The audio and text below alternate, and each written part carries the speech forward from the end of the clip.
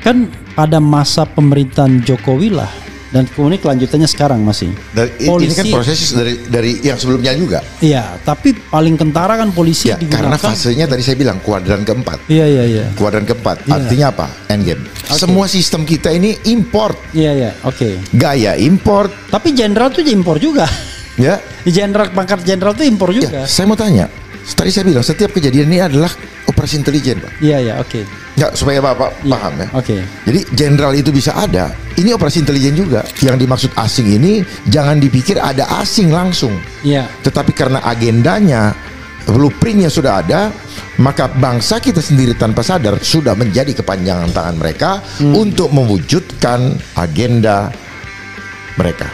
Yaitu ending saya ingatkan hari ini itu menuju kepada totalitarian. Jenderal ya, ada satu isu yang perlu disikapi, ya kan? Kerusuhan Agustus, bingung kita menyebutnya demo anti DPR, kerusuhan 25, kerusuhan 28, atau apa? Kalau Jenderal apa? Mau mengatakan kejadian tanggal 25, 28, 29 itu apa? Itu adalah proses panjang dari cipta kondisi. Oke. Yang dibangun dengan suatu tujuan untuk tujuan berikutnya. Nah, kira-kira itu yang saya bisa sampaikan. Dan betul dong melibatkan pihak asing seperti yang dikatakan Hendro Priyono. Pihak asing ini bisa langsung bisa tidak langsung. Oke. Ya. Kan sistem liberal sendiri sudah sistem asing. Ya. Sistem kapitalis liberal ini kan sistem asing. Seringkali orang pikir kalau yang terlibat itu harus terkoneksi langsung. Padahal sistem ini sendiri adalah merupakan keterlibatan asing di dalam mengatur tata negara di negara kita. Oke. Coba kita lihat. Setelah reformasi muncul nomenklatur kementerian. Ya. Seperti Kominfo. Ya. Setelah Covid dia berubah jadi Komdigi. Karena dia sukses. Ya. Memang tujuannya Covid untuk percepatan proses digitalisasi. Oke. Nah, itu orang nggak melihat ke situ. Iya. Nah, saya melihat ke situ. Muncul reformasi Pan RB. Pan RB. Ya. Ya kan? Penertiban aparatur negara dan birokrasi. Nah, itu kan bagian dari bukan penertiban, pendayagunaan. Ya. Didaya gunakan. Ya. Nah, terus kemudian orang mau naik pangkat cukup dengan kredit seminar. Ya, terus kemudian mulai turun, hilang jabatan-jabatan struktural dirubah jadi fungsional, gitu Pak. Dan seterusnya. Oke, tapi kan tegasnya kalau bicara kita kan itu kan long story. Gitu. Betul, kan? Tetapi tugas-tugasnya mereka itu menjalankan endorse. Dari blueprint yang sudah ada. Ya, jadi masing-masing kementerian mainkan ini anggaran. Maksudnya kalau kita spesifik kerusuhan 25, 28, 29 Agustus kemarin. Itu akumulasi dari semua. Ada direct influence nggak? Langsung tangan yang langsung bekerja dari kekuatan asing. Langsung. Kalau langsung. Kerja intelijen tidak pernah langsung. Oke. Dia selalu memainkan suatu gaungkan narasi agar terbangun persepsi sehingga terjadilah opini, terbentuklah opini. Nah, ini semua kan pekerjaan intelijen. Intelijen itu tidak perlu harus asing ada di situ. Karena dari awal pekerjaannya intelijen sendiri hampir di seluruh dunia adalah tujuannya untuk mengendalikan, menguasai tanpa terasa. Itu yang dibilang terstruktur, sistematis dan masif. Sadarkah kita bahwa perangkat-perangkat yang ada tanpa sadar mereka terlibat di dalam cipta kondisi? Kenapa ada PPH naik? Terus dibatalkan. Ada lagi, datang lagi perintah dibatalkan. Ada lagi. Dan puncaknya ketika dinaikkan PBB 250% dan 1000 bahkan 1000%. Kenapa? Karena kan kebijakan yang mengikuti agenda asing. Terjadinya pemecahan atau penekanan terhadap ekonomi menengah. Ini kan diakibatkan kemarin gara-gara COVID. Apakah ini bukan asing? Ya, tangan asing itu berjalan melalui anggaran-anggaran yang masuk. Jangan dipikir anggaran yang kita pakai itu uang kita, tetapi kita diberdayakan untuk dipungut pajak untuk mengembalikan uang itu. Mereka dibilangnya seolah-olah negara donor, padahal sebenarnya hutang dengan suatu tekanan-tekanan yang harus terjadi di bangsa ini. Jadi semua yang terjadi di bangsa kita tidak bisa dilepaskan oleh infiltrasi sistem di mana keinginan asing itu ada, karena kita anggota United Nations, Pak. Gitu. Oke, tapi sekali lagi ya, 25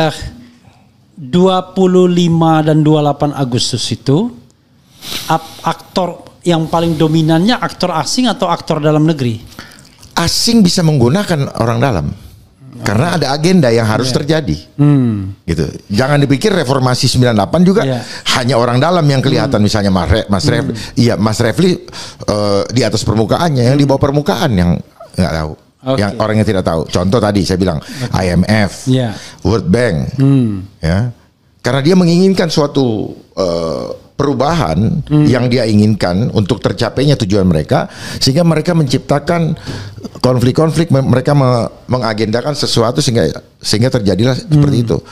Contoh, abang pikir COVID itu bukan operasi intelijen, itu operasi intelijen, tepat menggunakan kedok persoalan kesehatan. Nih kemarin Budi Sadikin bawa siapa? Bill Gates. Bill Gates cuma datang sebagai sosok, uangnya main, tugasnya ya yang mainkan apa? Orang Indonesia kan? Orang Indonesia yang apa? Yang terafiliasi dengan mereka.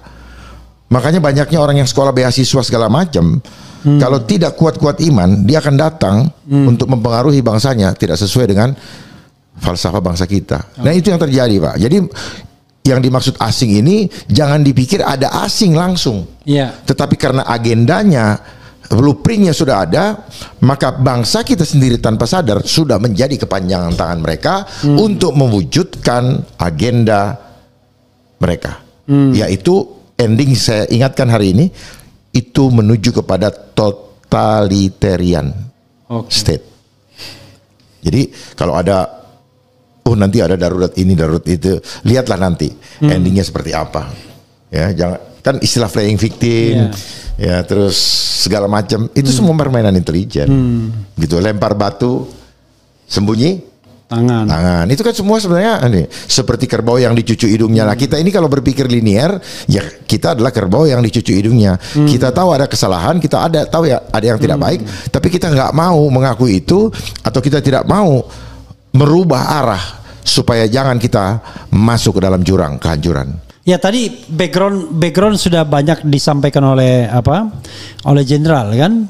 Tapi kalau kita lihat misalnya siapa yang harus bertanggung jawab? Oke, jenderal selalu mengatakan ini agen global dan lain sebagainya. Iya, kita tidak menolak itu. Tapi kan kita harus berani tunjuk hidung. Let's say misalnya banyak orang mengatakan, kok Kapolrinya nggak diganti, nggak dicopot? Enak bener, sudah menghilangkan nyawa orang lain dalam tanda kutip ya. Ada kasus Kanjuruhan, ada kasus Sambo, kemudian sekarang kasus kerusuhan yang menelan korban 9-10 orang. Prabowo dikritik, kok nggak dicopot? Atau yang bersangkutan, kata seorang pengamat, ya dia kalau mau mengundurkan diri dia bisa.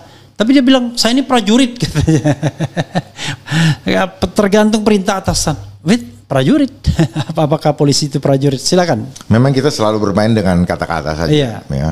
Kata-kata sesuai dengan kebutuhan, sehingga itulah yang terjadi. Ya, orang mendesak presiden untuk mencopot, yang ini mengatakan bahwa saya prajurit. Ya sekarang kita tanya kepada hati nurani saja. Sebenarnya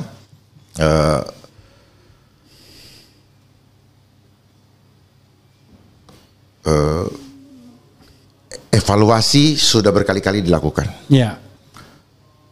Dan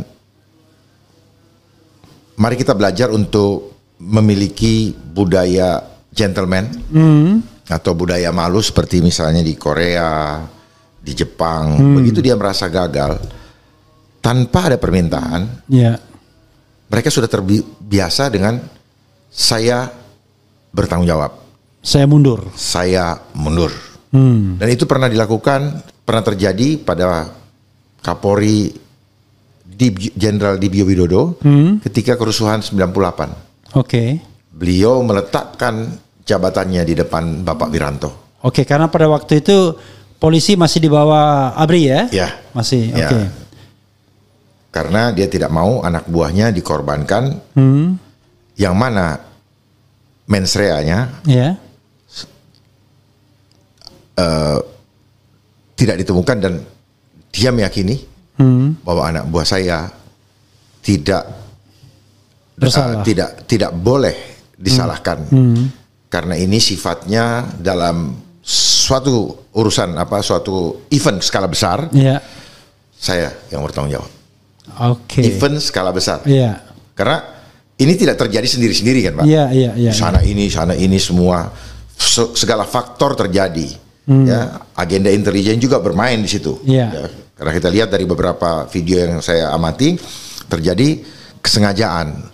Bukan saya membenarkan bahwa itu boleh terjadi, tetapi kita harus bisa melihat secara objektif. Saya menyatakan belasungkawa kepada keluarga Afan yang telah ditinggalkan, dan dia adalah seorang anak yang sedang mencari penghidupan atau nafkah, tetapi datang atau masuk dalam situasi yang tidak menguntungkan sehingga terjadilah seperti itu. Pelaku memang harus mendapatkan sanksi, tetapi kalau kita tarik secara menyeluruh, maka pelajaran yang pernah diberi contoh oleh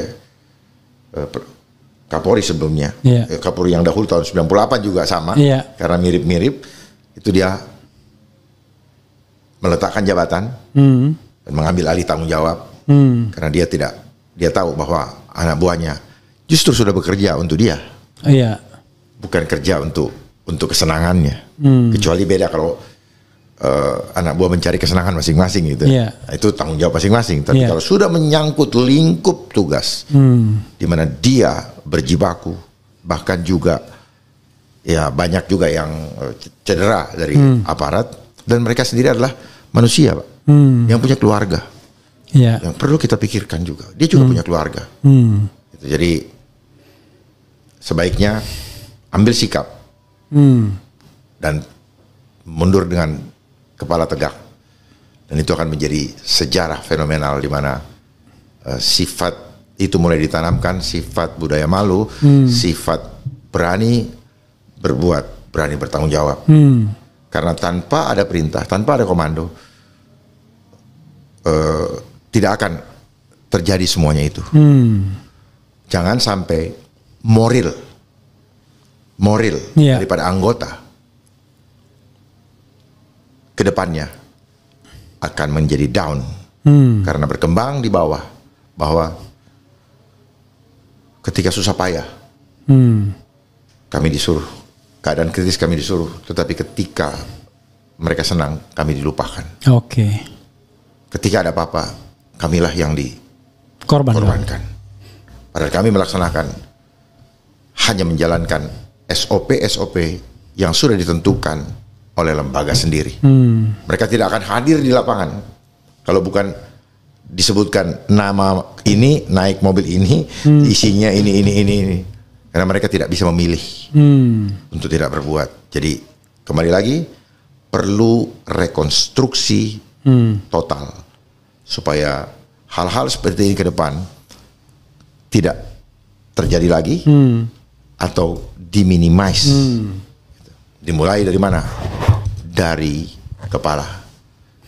Kepala di kepolisian adalah Kapolri, tapi kepala untuk memimpin bangsa ini adalah Presiden. Presiden harus jelas menentukan arah kebijakan yang betul pro rakyat atau tidak, dan buka komunikasi dengan rakyat. Bagaimana? Jangan seperti yang terjadi sekarang, polisi dibenturkan dengan rakyat, bukan menjadi jembatan untuk mengantarkan, melindungi, melayani, mengayomi hak rakyat untuk diantar ke DPR, supaya DPR juga mau mendengar. Mungkin lain kali Polri harus meminta kepada DPR buka pintu, mereka mau masuk dikawal untuk mendengarkan suara dan jeritan. Karena rakyat ibarat anak-anak, tidak didengarkan, dia cari perhatian dan waspada. Ketika mereka cari perhatian, disitulah akan mudah ditunggangi. Oke. Jadi statementnya adalah kalau Kapolri ini punya rasa malu atau mau menegakkan budaya malu, harusnya mengundurkan diri dia tanpa harus dicopot oleh seorang presiden. Saya rasa tidak perlu ya, apalagi dengan masa dinas yang sudah cukup panjang ya. Iya. Panjang, dan selama ini kan rata-rata 2 tahun. Ini hampir 5 tahun ini.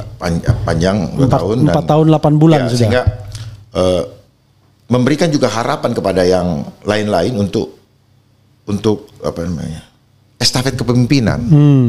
Ya. Karena sejak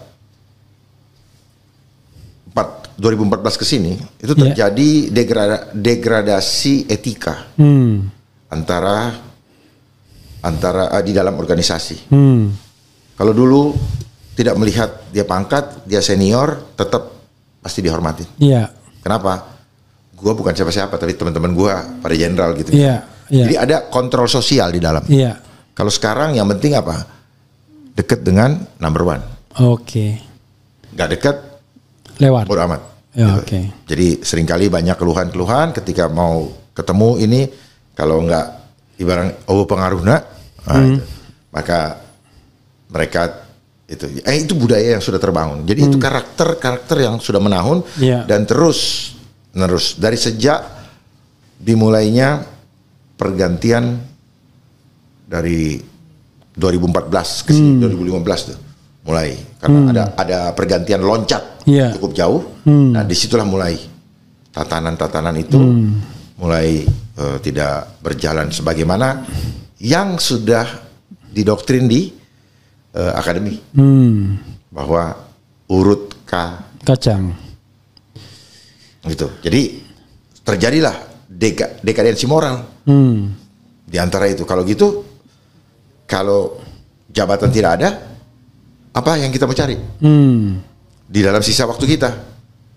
Ekses itu kesana kemana-mana. Oke. Ya udah, kalau gitu kita istilahnya ngamen, atau ngapain? Karena kan harus memikirkan. Gitu. Karena tidak akan lama lagi akan tidak dianggap tidak berguna misalnya. Nah, ini juga menjadi persoalan. Masih muda, masih pada saat usia matang, potensial, justru harus diinikan. Bukan saya mengatakan bahwa harus diperpanjang usia, tidak. Karena bagaimanapun juga rekrutmen yang di bawah sudah menanti-nanti untuk estafet kepemimpinan. Jadi karena like and dislike, jadi ya ada istilahnya apa? Lompat generasi. Dia saja. Oke. Dia lagi. Dia saja. Gitu. Makanya dulu ada promoter itu guyonannya apa? Promosi muter-muter orang tertentu. Gitu. Karena apa? Nggak usah dilihat lah, ini dia lagi pasti dia lagi. Nah itu terjadi. Nah itu kan terjadi dekadensi moral, Pak. Ya. Terjadi pengurangan spirit yang seharusnya esprit de corps-nya bagus, jadi akhirnya gitu. Itu yang saya sampaikan supaya menjadi bahan pemikiran. Masalah psikologis itu lebih penting daripada hanya sekedar aturan di atas kertas. Iya. Tadi menarik juga, kita bicara serpihan-serpihan ya. Soal sistem kepangkatan tadi.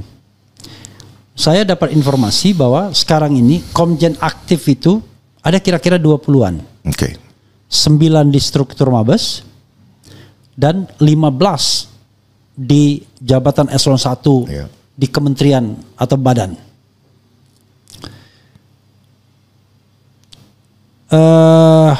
Pertanyaan saya, ada yang mengatakan reformasi ke depan nggak perlu yang namanya pangkat jenderal untuk polisi. Apa kek gitu yang menunjukkan bahwa dia bukan struktur komando lagi, bukan dia militer atau paramiliter ya, tetapi dia adalah sipil. Kalaupun yang bersenjata barangkali yang penegakan hukum aja yang dikasih senjata, yang cuma kamtibmas atau laporan-laporan biasa dan lain sebagainya, ya sudah. Polisi itu tiap hari kerjanya kampung, main sama masyarakat gitu-gitu.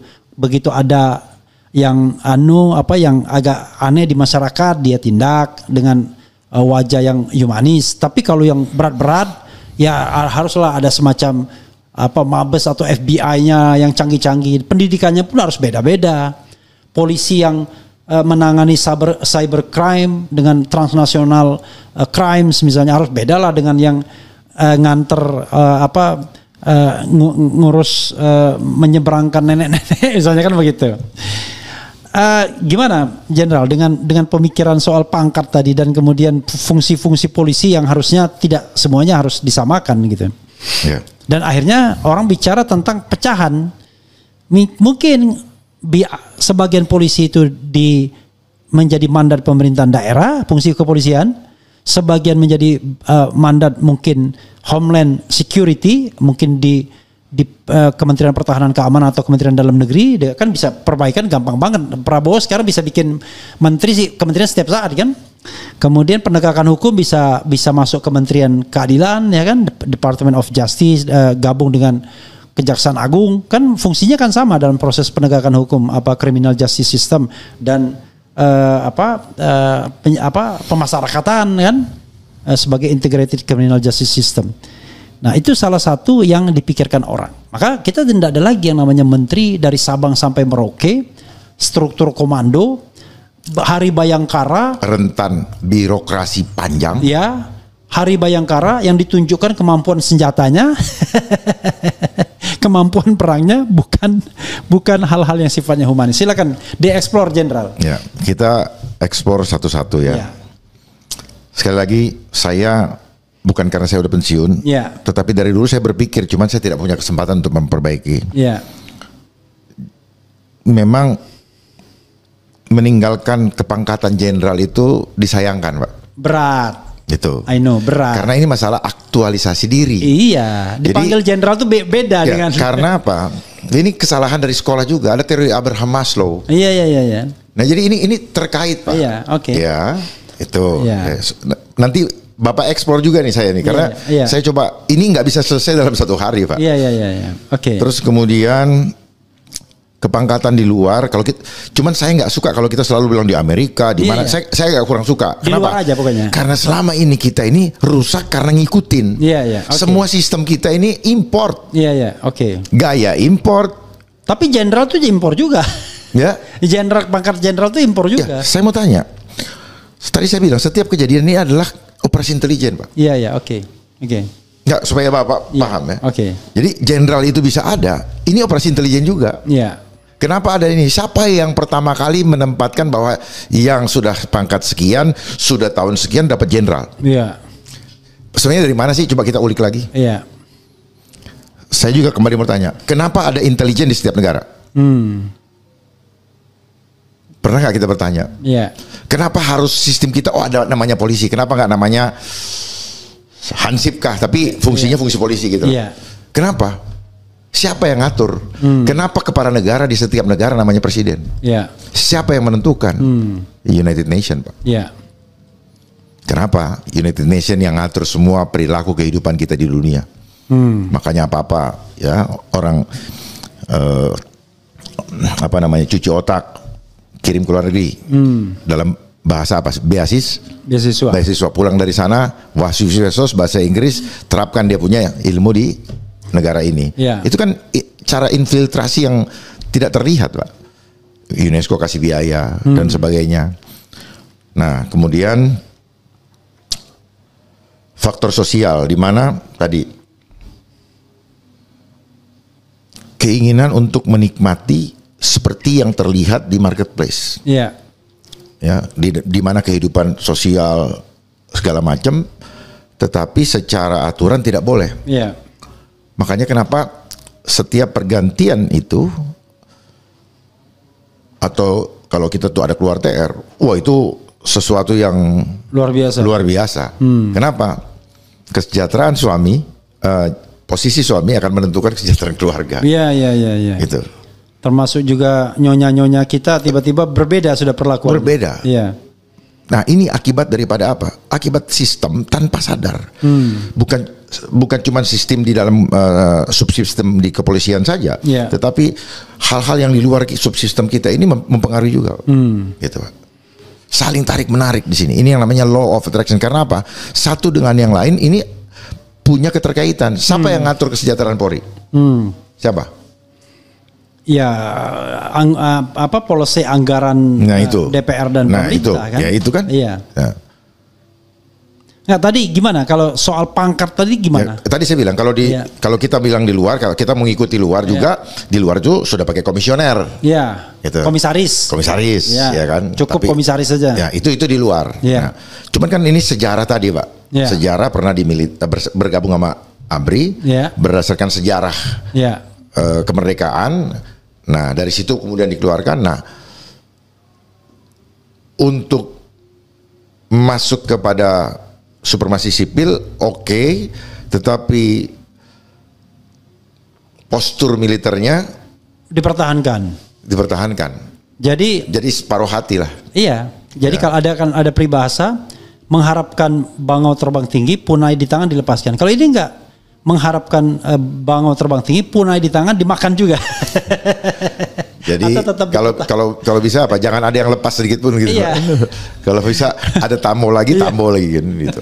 Nah itulah makanya disitulah perlunya seorang pemimpin yang punya karakter sehingga ada budaya malu. Ya. Dan yang saya inginkan adalah tidak ada bawahan yang salah. Oke. Ya, yang salah adalah bagaimana memanage seorang kepala memanage. Karena selama ini saya perhatikan sejak saya dinas, bawahan selalu menjadi korban. Ya, korban. Iya. Ya saya kasih contoh yang Afan Kurniawan kemarin. Bagaimana mungkin yang dan kebanyakan Bapak perhatikan selalu Brimob. Iya. Kanjuruhan Brimob. Iya. Kasus siapa namanya Sambo Brimob. Ya. Jadi saya mau kasih tahu bagaimana pembentukan itu terjadi sehingga kita tanpa sadar menjadi seperti hanya sebagai alat. Contoh. Mesin. Iya. Karena kita dicekokin terus. Ya. Contoh dipanggil Dharma. Siap. Ini belum jalan. Iya. Ini automatically latah sudah keluar. Sini kamu. Lari udah. Iya. Nah, ini harus dikupas nih. Iya. Ya, sehingga wartawan juga karena sering dengar siap, ikut-ikut siap juga kan gitu. Nah, oleh sebab itu memang ini harus ada faktor psikologis yang orang lupa. Hanya bicara aturan main, hanya bicara aturan di atas kertas. Tetapi faktor psikologis yang diakibatkan oleh semua ini nggak pernah diteliti secara mendalam. Saya mempelajari itu, saya paham itu. Kan salah satu orang mengatakan begini, ngapain sih polisi ada brigade mobil segala, brimob segala ya kan? Kan itu militer atau paramiliter. Kenapa enggak strukturnya dilekatkan kepada struktur TNI misalnya atau struktur karena dia paramiliter, struktur Kementerian Pertahanan yang bisa digunakan setiap saat kalau ada kerusuhan, huru-hara. Jadi tidak setiap hari dia tidak bergaul dengan masyarakat kan misalnya. Tetapi yang terjadi adalah militerisasi polisi ini kan makin menjadi-jadi dengan membentuk Densus misalnya, membentuk Brimob kemudian dipersenjatai. Bapak pikir itu mereka mau bentuk sendiri? Oke, silakan terus. Enggak, bukan mereka yang mau, keinginan politik yang memaksa itu sehingga keluar anggaran disuruh bentuk begini. Ada konsultannya Pak. Semua dalam kehidupan kita. Ya, contoh sertifikasi digital. Emang pikirannya daripada BPN? Enggak Pak. Terus omongan itu, emang ini tanah nenek moyangmu? Itu memang mereka sedang try and error. Beli gas pakai NPWP, satu orang satu ini. Itu ada desain global Pak. Nah, polisi sedang diarahkan ke sana, makanya kenapa tadi Bapak pertanyaan, kenapa banyak yang masuk ke departemen, kementerian-kementerian, itu ada agendanya untuk melaksanakan penegakan hukum yang berkaitan dengan agenda yang ada di kementerian tersebut. Mereka akan dipakai seperti itu. Yang paling saya perhatikan adalah Undang-Undang Nomor 17 Tahun 2003. 17/2000. Ya, ada polisi masuk di dalam Kementerian Kesehatan. sebagai dirjen. Oh itu undang-undang kesehatan yang baru ya? Oh, iya. Nah, sorry bukan 2023, 2023. 2023. Iya. Nomor 17 2023. 2023. Iya. Kenapa? Ya mau melaksanakan penegakan hukum itu. Jadi nanti akan dipakai seperti itu. BPN. Nanti ada ini. Apa yang akan terjadi? Semua yang belum punya sertifikat, belum berubah ke digital, maka ini ditindak. Wah, itu. Nanti lihat, Pak. Jadi ini semua ada kaitannya, sedang digiring ke sana. Kita jangan kehilangan fokus, hanya liatin polisi. Ini mereka digunakan sebagai alat, gitu Pak. Alat doang, gitu. Contoh kemarin, ngapain selama COVID ngejar-ngejar rakyat untuk divaksin? Apa itu tugas polisi? Ayo kita eksplor di sini. Bukan. Makanya setelah permainan tidak hanya polisi, BIN pun disuruh begitu. Ya, ini kita bicara polisi tadi kan ya. Iya, polisi yang di depan muka gitu, artinya bahkan ditargetkan oleh Kapolri, yang sekarang sudah masih orangnya. Ya. Setiap polsek harus sekian orang ini. Dan itu dianggap keberhasilan. Ya, jadi KPI itu. Ya, padahal banyak yang bermasalah setelah itu nggak ada tanggung jawab. Ini nyawa. Nah, di mana ketuhanan yang Maha Esanya? Jadi Bapak harus lihat secara global bahwa kenapa mereka begini, apakah terjadi kerusuhan kemarin hanya sekedar sampai di situ, ataukah itu hanya potongan puzzle dari rencana besar? Kita harus lihat menyeluruh. Jadi bukan bilang ganti Kapolri. Saya kenal kok dengan Sigit.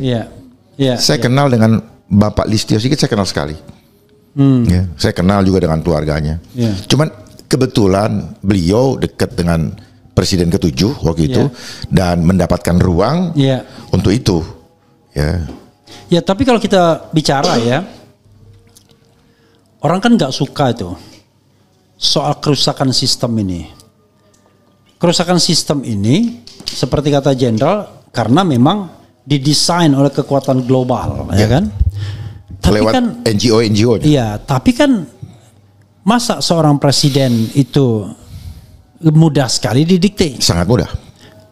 Dan kemudian justru dia menjadi alat perusak. Ini mohon maaf, sorry to say. Kan pada masa pemerintahan Jokowi lah. Dan kemudian kelanjutannya sekarang masih. Ini kan proses dari yang sebelumnya juga. Iya, tapi paling kentara kan polisi digunakan. Karena fasenya tadi saya bilang kuadran keempat. Iya. Kuadran keempat. Artinya apa? Endgame. Oke. Kuadran keempat. Jadi makanya kenapa harapan tadi kuadran 1 tadi presiden kedua. Presiden kedua. Mulai Soeharto. dari situ. Yes. Soeharto. Kuadran ketiga reformasi. Kuadran ketiga SBY. Kuadran keempat Jokowi. Plus Prabowo sekarang. Iya. Makanya ketika itu minta tambah 1 periode. Iya. Tidak bisa. Iya. Akhirnya apa? Mohon maaf kalau kita mengandai-andai, tukar badan lah. Iya. Ya misalnya Pak Refli yang udah ini, Pak Refli aja lah. Iya. Tapi tetap pengendalinya sama. Ya itu apa? Di belakang panggung. Makanya the world is a stage. Itu Pak. Kita sedang berada main di panggung, makanya segala sesuatu yang kita kerjakan selama ini adalah formalitas. Makanya ada panggung acara semua yang terhormat. Kita berbicara formalitas untuk menutupi skrip di belakang layar. Kalau sama Jenderal Dharma Pongrekon pasti tidak mudah ya kan. Karena selalu mengikutkan konspirasi global yang memang itu itulah yang namanya globalisasi ya kan. Kalau beliau bilang total control dan lain sebagainya. Tetapi untuk kebutuhan kita butuh yang going into detail ya kan. Cuman saya tidak mau hanya di atas permukaan, harus ke akar. Sehingga kita tahu kenapa ini kan hanya yang muncul di permukaan, Pak. Itu buah daripada. Ya, makanya ke bagian terakhir ini kita akan bicara tentang rekomendasi. Jadi kalau kita bicara rekomendasi perbaikan, silakan barangkali Jenderal membuat rekomendasi berapapun angkanya, mulai dari yang makro, semakro-makronya sampai dari mikro, semikro-mikronya ya kan, how low can you go ya kan, kemudian seideal-idealnya dan seril-rilnya, sedas-dasainnya dan das-das solennya ya. Silakan Jenderal. Poin pertama silakan. Apa yang pemahaman saya tentang Dasein dengan Solon jadi ke bolak-balik nih, karena waktu saya sekolah Dasein dan Dasolen. Iya. Solon itu buat saya praktek, Dasein itu science. Bukan. Dasein itu nanti kita lihat lagi, senyatanya. Pak. Iya. Jangan sampai Bapak juga salah terus saya pasti benar. Pasti benar ya, karena itu bahasa hukum yang sehari-hari kan. Gitu ya. Dasein, dan itu dari bahasa Jerman loh, Pak. Iya, Sein Solon. Jadi Solon yang seharusnya. Iya. Iya. Kalau Sein itu yang senyatanya. Nah, gitu. Orang nggak sadar bahwa science ini sendiri adalah sistem control intelligent engineering to control everything. Nah, itu yang membuat orang menjadi tidak paham dengan ini. Kalau tadi dibilang konspirasi, enggak. Datanya ada bahwa proses reformasi ini di-endorse kuat dari luar, Pak. Seperti yang tadi saya sampaikan di awal. Iya. Ya, IMF, World Bank, International Crisis Group, Security Sector Reform, itu semua terlibat di dalam mengendorse ini. Terus kemudian kenapa kelihatan wajahnya jadi seram? Karena dia memberikan anggaran yang besar untuk membeli peralatan-peralatan yang justru membuat wajahnya seram di depan rakyat yang harus dilindungi. Nah, sekarang uang-uang tadi untuk melindungi rakyat atau untuk melindungi kepentingan siapa? Oligarki kah? Elit kah? Atau elit yang bergabung elit yang berkolaborasi, oligarki yang bergabung kolaborasi dengan para elit? Entah elit di eksekutif kah? Atau elit di partai? Karena mereka semua yang atur permainan di negara kita. Gitu. Kita mengaca kepada VOC, Pak. VOC ini adalah perusahaan swasta. Tetapi kita menganggap bahwa kita dijajah oleh Belanda. Padahal Belanda ini adalah centeng atau yang diberdayakan oleh perusahaan swasta yang merupakan perusahaan TBK internasional pertama di dunia, yang untuk menjaga perilaku jahat mereka, kan gitu, Pak. Nah, apakah ini tidak sedang terjadi di negara kita?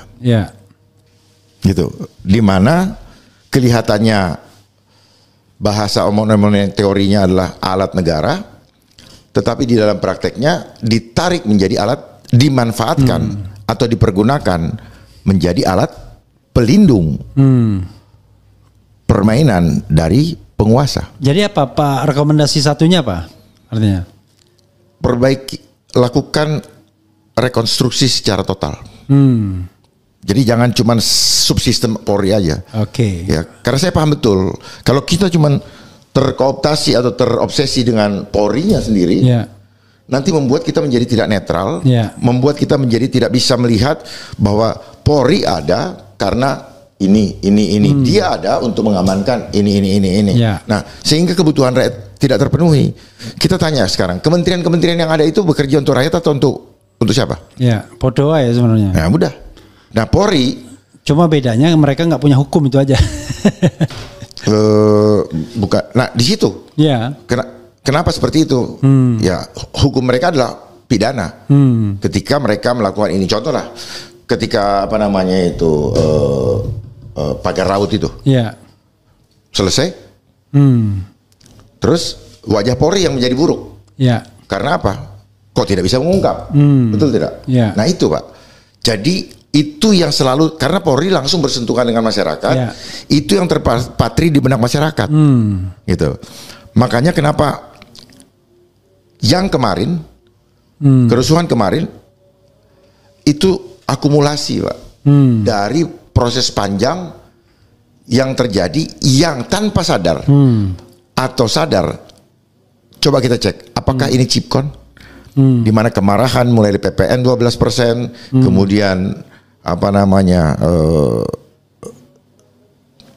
LPG 3 kilo, terus PSN, terus apa sampai akhirnya diblokir itu rekening yang itu, ya, semuanya seolah-olah try and error. Begitu ada resisten langsung diinikan kembali. Tapi apakah dipikir itu selesai di situ? Waspada. Mereka justru di situ melihat apa? Melihat loophole bahwa kita harus siapkan aturan-aturan yang mengunci semua hal yang nanti masih bisa di siasati oleh rakyat, gitu Pak. Nah ini harus kita lihat bersama. Jadi Polri ini hanya penegakan hukum terhadap siapa? Terhadap rakyat atau terhadap? Nah ini yang kita kenal dengan korupsi kebijakan sebenarnya. Korupsi kebijakan itu terjadi melewat kebijakan-kebijakan, Pak. Gitu ya. Jadi anggaran juga benar transparansinya enggak? Oke, tadi Jenderal sudah memulai dengan sesuatu yang besar ya. Perbaikan struktural, perbaikan struktur, tidak hanya polisi tapi polisi sebagai subsistem. Jadi sistem. Rekonstruksi total. Ya, tetapi kan ibaratnya sama seperti Prabowo. Benar, kita butuh perbaikan-perbaikan, tapi rakyat perlu makan, kira-kira gitu kan. Maka ada program shortcut namanya makan bergizi gratis. Nah, saya tidak setuju. Ya, I know. Tapi dia kan begitu. Enggak, Bapak pikir itu hasil pemikiran beliau? Enggak, ada agendanya Pak. Ini bukan konspirasi Pak, saya punya datanya. Ini agenda global Pak. Di mana agenda global Great Reset 2030 bahwa untuk pemerintah membesarkan anak-anak. Sehingga anak-anak, artinya apa? Orang tuanya dianggap tidak mampu lagi membesarkan. Ini yang dibangun, Nah, dan dilaksanakan betul bahwa orang tuanya sudah tidak bisa memberikan makan. Dengan apa? Dengan dibuatnya dana antara. Dana dikup di dana antara, tidak berputar ke masyarakat. Benar kejadian bapaknya tidak mampu lagi untuk itu. Ini yang dibangun Pak. Jadi semua lebih sentralistik berarti ya? Iya. Nah, dan terus kemudian Bapak polisi perhatikan, suruh mengamankan itu. Jadi itu Pak. Covid juga kemarin datang ke anak sekolah, polisi yang datang jagain ini. Jadi polisi sudah ditarik kepada kepentingan politik yang di-endorse oleh global. Kalau Bapak mau tahu apa yang akan dikerjakan oleh setiap instansi pemerintahan, Bapak cek di Bappenas. Jadi nggak bisa Polri aja Pak, Bappenasnya juga. Bappenas ini nggak akan kasih uang Pak kalau ini tidak dijalankan. Jadi blueprintnya ada di RPJP sama RPJMN menengah. Nah itu dijabarkan di dalam tugas-tugas pokok yang akan dilaksanakan di setiap kementerian dan lembaga, termasuk di Polri, Pak. Oke, tapi kan kita harus ada poin. Sekali lagi harus ada poin, ya kan, yang bisa ditangkap oleh masyarakat. Jadi poin pertama tadi perbaikan, perombakan struktural, ya kan? Rekonstruksi total. Oh, sorry. Retol. Bukan cuma Polri ya? Iya, retol. Sistem. Rekonstruksi total, retol, ya kan? Nah, apalagi yang harus dipikirkan? Pengawasan, oke. Berikan undang-undang khusus, sehingga mereka bisa menjalankan fungsinya sebagaimana agenda reformasi itu sendiri. Mereka harus jadi ini, karena kalau tanpa pengawas maka tidak bisa, jangan diharapkan, karena tadi Bapak katakan di awal, wah itu manusiawi. Nah jangan sampai hal-hal buruk dirasionalisasi dengan istilah manusiawi, Pak. Saya bilang manusiawi itu manusiawi untuk hal yang buruk. Bukan memaafkan, itu manusiawi itu. Ya itulah manusia maksud saya. Itu manusia yang jauh dari fitrah sebenarnya. Kita dapat 2 poin pengawasan. Berikutnya apa lagi? Fungsi-fungsi. Kalau saya agak susah ya kalau cuma melihat di Polri, karena apa? HAM ini ya, Komnas HAM. Komnas HAM punya undang-undang. Kompolnas nggak punya undang-undang. Jadi Kompolnas juga ini dia kerja sesuai dengan pesanan. Ya. Saya tandain betul ketika Covid. Balik lagi ke Covid. Karena proses yang terjadi sekarang makin susah ekonomi. Ya, terjadi inflasi. Ini agenda global untuk memiskinkan rakyat secara tersistematis. Nah di situ waktu pas dipaksa injus mereka merubah definisi pelanggaran HAM. Orang yang tidak mau divaksin itu melanggar HAM. Orang yang mau mendapatkan kesehatan, nah, dia balik nih. Padahal dia tidak pernah justru di sini melanggar HAM. Iya. Coba. Nah, logikanya dibalik. Dibalik-balik sama dia. Jadi orang yang tidak vaksin itu bisa membahayakan orang yang vaksin. Ya, itu dia balik. Nah, ini yang perlu ditangkap, Pak. Ya. Nah, disitulah nanti Undang-Undang Nomor 17 Tahun 2003 akan bermain seperti itu dan Polri akan mengejar itu, gitu loh. Ya, jadi poinnya apa tadi? Ya. Jadi setelah recall, rekonstruksi total, peran pengawasan ditingkatkan bila perlu dengan undang-undang. Ya. Yang ketiga apa? Yang ketiga, perbaiki evaluasi proses pembentukan, ya, pendidikan pembentukan. Oke, pendidikan dan pembentukan. Karena pendidikan ini sudah pembentukan, Pak. Iya, oke. Ya. Berarti evaluasi pendidikan. Pendidikan pembentukan namanya. Oke, pendidikan pembentukan polisi. Yes. Oke. Ya, karena kan dari SMA begitu masuk dibilang pendidikan pembentukan. Oke. Nah, pertanyaannya, pembentukan seperti apa yang diharapkan? Disitulah dievaluasi. Selama ini kan ya dibentuk-bentuk aja, tidak pernah ada yang mengevaluasi seperti apa di dalam, sehingga masih banyak juga yang kabur, ya, terjadilah hal-hal yang ya banyak kasus-kasus lah. Dan itu ditiru juga di APDN ya. APDN. Nah, ini ditiru juga. Jadi hal ini seperti contoh juga di kemahasiswaan. Buat apa ada pelonco? Iya. Itu yang akibatnya ada yang sampai meninggal lah, ada yang disuruh. Makanya di beberapa tempat tidak ada lagi sekarang. Tapi masih ada banyak. Masih ada. Iya. Karena tadi keakuan senior itu kan. Nah, itu dia, Pak. Iya. Nah, di sini, Pak, masalahnya, Pak. Jadi itu hal-hal mendasar gitu. Karena kalau kita waras, Pak. Iya. Ngapain sih bikin yang capek-capek, bikin seneng orang. Saya ulangi ya, Jenderal ya. Satu, rekonstruksi total. Iya. Yang kedua adalah pengawasan ditingkatkan, termasuk dengan undang-undang. Ya, diberikan undang-undang khusus. Ya, undang-undang khusus. Seperti KPK, Komnas HAM, KY. Kompolnas gitu ya jadinya. Yang ketiga adalah evaluasi pendidikan Polri ya. Pendidikan pembentukan. Oke, pendidikan pembentukan dan seorang polisi. Terus, gitu ya. Meritokrasi murni. Oke, yang keempat. Meritokrasi murni. Terapkan meritokrasi murni dalam rekrutmen setiap jabatan di kepolisian. Iya. Oke. Supaya ada kepastian. Iya. Bagi orang yang mempertahankan integritasnya. Oke. Ya, bukan berdasarkan like and dislike. Yeah. Cuman bagaimana fungsi kontrolnya? Kembali lagi Kompolnas. Kompolnas tidak boleh diam. Iya. Dia harus tahu. Iya. Ya, mana yang pantas. Iya. Jadi bukan berdasarkan like and dislike. Kalau perlu apa? Ya, kita tidak bilang suruh lelang jabatan. Iya. Tapi paling tidak ada 10 yang masuk nominasi berdasarkan meritokrasi, merit system yang sudah dibangun sejak dia lulus. Iya. Sejak dia lulus. Karena gini, ranking di sekolah tidak menjamin kualitas di lapangan. Iya. Gitu. Karena selama ini kan kadang-kadang meritokrasi nggak jalan karena mereka sibuk untuk mencari bintang dengan menghubungi kekuasaan politik. Nah, itu makanya harus jalan. Iya. Murni maksud saya. Iya. Bagaimana membuat sistem supaya itu jalan. Oke. Itu, Pak. Nah, bagaimana kalau yang mau menjalankan dia terpilih tidak lewat meritokrasi juga. Oke. Gitu, itu 4 ya. Ya. Terakhirlah 5 biar Pancasila apa? Yang kelima, Jenderal. Ya, ada ruang bagi anggota. Ya. Yang ingin memperjuangkan keadilan. Oke. Bagi nasib dia di organisasi. Komplain mekanisme ya berarti. Jangan cuma komplain, Pak. Oke. Dia bisa memperjuangkan. I see. Gitu. Iya. Ya. Ada mekanisme yang fair. Ya.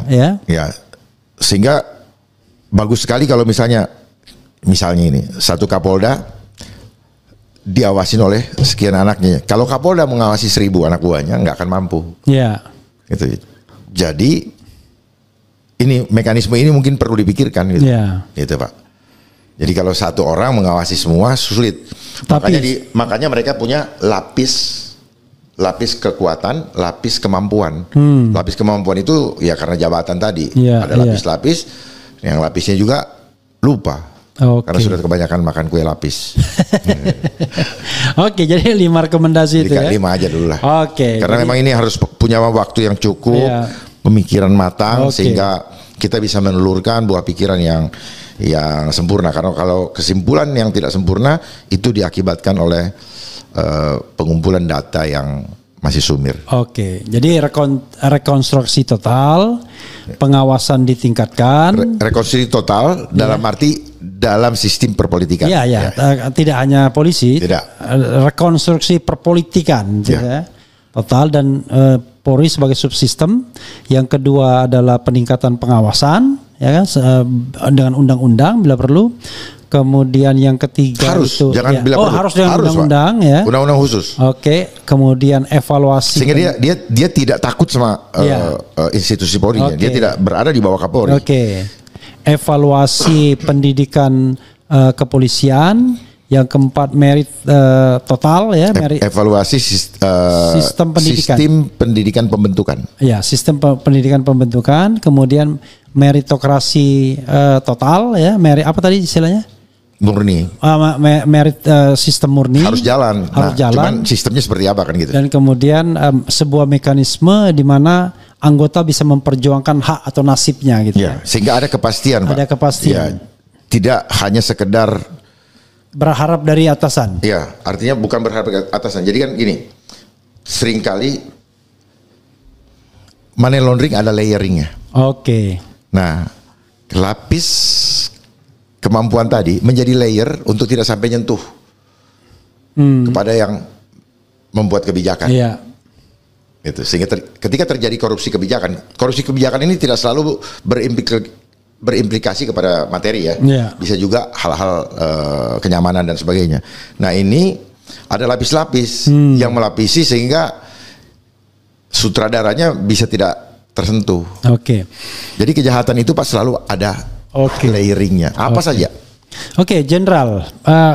Sebelum Jenderal kasih closing statement, saya ingin bertanya hal-hal yang ngeri-ngeri sedap. Entah bisa dijawab entah enggak. Jenderal tadi bicara mengenai yang namanya comfort zone. Orang menengarai di Mabes Polri itu sangat makmur. Ada kasus Sambo di mana dia punya uang yang dibekukan di sebuah bank itu, yang dititipkan ke yang meninggal itu, sampai 100 triliun minus 1 rupiah. Karena sudah on the top itu. 100 triliun? Ya. Bukannya 1 triliun ya? Bukan, 100 triliun. 99999. Salah lihat berarti saya. Iya, minus 1. Gitu. Kemudian ada kasus seperti Minahasa. Ada kasus macam-macam lah, ya kan? Bahkan ini mohon maaf, kok bisa ya? Walaupun itu beda institusi, kok ada klub bola voli profesional bentukan dari badan intelijen yang bisa yang hiring pemain asing dengan nilai transfer sampai miliaran. It doesn't make sense, nggak masuk akal sebenarnya. Nah, apakah ini bullshit, ya kan? Ataukah itu sesuatu yang realistis, sesuatu yang real, ya, bukan realistis, yang real. Ditambah Jenderal tadi mengatakan begini, itu bergantung pada kekuasaannya, ya kan? Bergantung siapa yang mengendalikan, presidennya. Kalau misalnya ada hipotesa balik gimana? Presiden bukan bergantung pada presidennya, tidak. Semua presiden akan bergantung pada institusi itu. Karena institusi itu yang bisa menentukan Anda menang atau tidak. Itu ceritanya. Dalam kompetisi politik. Itu kan ceritanya. Ya, it's up to you. Itu pertanyaan terakhir saya. Gitu. Silakan, Jenderal. Ya, kalau yang masalah Sambo, Teddy Minahasa, ya, itu yang kebetulan muncul, ya, di atas permukaan. Ya. Itu hanya puncak gunung esnya, Pak. Ya. Ya kan? Kita udah belajar semua kok. Iya, fenomena gunung es ya. Iya. Kenapa pelajaran itu pernah ada? Iya. Pelajaran itu ada. Karena mereka yang membentuk sistem ini sedang menggiring orang untuk menuju ke sana. Iya. Sehingga ketika terjadi kita akan mengatakan, oh ini teorinya Pak, ini namanya puncak gunung es. Iya, iya. Makanya kenapa puncak gunung es itu yang selalu akan dimainkan atau dihebohkan oleh kita. Lihat di industri, deindustrialisasi. Bicaranya hilirisasi. Yeah. Selalu bicara puncak gunung es, hilir terus. Yeah. Dia nggak pernah bicara hulu. Yeah. Padahal persoalan yang utama ada di akar, yaitu di hulunya. Iya, di hulunya. Oke. Ya, kenapa bisa begitu? ya crime itu kan di mana ada kesempatan, ada niat, ada kesempatan, terjadilah crime. Gitu. Jadi kalau kita mau melihat lebih jauh, kayaknya hampir sulit kita mengatakan bahwa menghindar dari istilah money laundering. Ya. Ngerti nggak? Ya, sorry maaf. Ya. Money laundering. Ya. Bisa nggak kita jamin uang yang ada di abang itu uang misalnya ya? Ya. Betul-betul abang misalnya ketemu kawan, ini kita nggak tahu dari mana. Iya. Coba kalau kita lihat tuh, bagaimana kalau misalnya sementara jelas di depan mata kita, hitungan angkanya sekian, tapi punya sekian. Iya. Nggak masuk akal ya. Terus kita hanya bicara ini Polri, ini apa? Ini coba kita banyak sekali persoalan yang harus kita selesaikan sebenarnya. Iya. Terus mereka punya private jet, duit dari mana? Iya. Kalau nggak ngerampok dari APBN, dan punya privilege untuk menggaruk sumber daya alam. Iya. Kita lihat. Tapi apakah ada goodwill untuk ada political will untuk menyelesaikan itu? Ataukah berakrab ria dengan mereka semua? Jadi ini kan persoalan kompleks, Pak. Jadi nggak bisa satu sisi itu. Seorang Kapolri mau menindak itu, copot besok, bos. Ini juga menjadi faktor yang perlu kita pikirkan bersama. Tidak sesimpel itu. Makanya kenapa saya menawarkan rekonstruksi total, supaya kita tidak hanya lu jelek. Padahal yang bilang jelek juga jelek juga gitu loh. Itu yang saya perhatikan. Gitu. Silakan Jenderal wrap up, ya kan? Dan kemudian bikin closing statement. Silakan. Baik. Ya. Apa yang terjadi di dalam setiap kehidupan kita itu merupakan konsep intelijen atau cipta kondisi. Buat masalah, muncul reaksi, lalu pembuat masalah akan datang sebagai pemberi solusi. Tetapi solusi itu adalah masalah baru. Untuk suatu rencana yang berkelanjutan. Saya akan buka simbol of thought daripada operasi intelijen. Operasi adalah opera, berasal dari kata opera atau drama. Intelligent, information telling, lie, on, going, event. Jadi dari situ kita bisa tahu bahwa setiap event, setiap kejadian atau acara selalu ada event organizer. Yang selalu dibilang dalang. Makanya hari ini saya menggunakan baju dalang. Wayang. Kita semua wayang. Ada Perdana Menteri, ada rajanya. Kita hanyalah pion-pion yang disuruh memilih lewat papan putih atau hitam. Gitu. Dan satu lagi yang menjadi harapan saya adalah polisi tidak boleh sengsara dengan menjaga masyarakat supaya makmur. Karena kalau masyarakat makmur, polisinya juga berhak untuk makmur. Jadi polisi harus menjaga supaya masyarakat daerah bisa makmur, sehingga hasil daripada itu otomatis akan berimpact pada itu. Jangan polisi justru datang untuk menyengsarakan masyarakat. Makanya saya menawarkan tadi supaya sistem centralized ini harus dievaluasi lagi. Supaya sungguh-sungguh orang daerah merasakan kenyamanan hidup, sehingga polisi dapat dicintai lagi oleh masyarakat karena keberadaannya menyentuh kepada kebutuhan dasar hidup itu. Sehingga kita berharap bahwa sila kelima, keadilan sosial bagi seluruh rakyat Indonesia, tidak hanya terpusat di pusat-pusat pemerintahan, tetapi menyentuh sampai ke pelosok-pelosok Indonesia. Karena kalau ini sampai tidak diperhatikan, hati-hati, akan terjadi hal yang sangat kita tidak inginkan. integrasi bangsa akibat daripada kesenjangan yang dirasakan, di mana sumber daya alamnya diambil, tetapi masyarakatnya tidak menikmati anugerah dari pemberian Allah.